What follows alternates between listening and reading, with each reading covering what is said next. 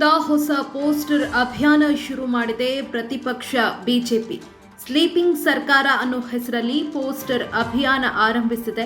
CM Siddaramaiah, DCM DK Shivakumar ಮಲಗಿರುವ cartoon poster ಅನ್ನ release ಮಾಡಿದೆ. ಅಧಿಕಾರಕ್ಕೇರಿ 7 ತಿಂಗಳು ಕಳೆದರೂ ಕೂಡ ಅಭಿವೃದ್ಧಿ ಅನ್ನೋದು ಶೂನ್ಯ.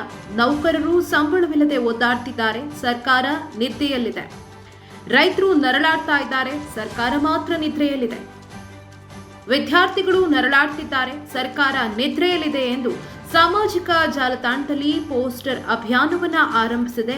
ಇದಕ್ಕೆ ತಕ್ಕಂಥ ಇಮೇಜ್ಗಳನ್ನು ಹಾಕಿ ಸೋಷಿಯಲ್ ಮೀಡಿಯಾದಲ್ಲಿ ಆ ಪೋಸ್ಟ್ಗಳನ್ನು ವೈರಲ್ ಮಾಡಿದೆ.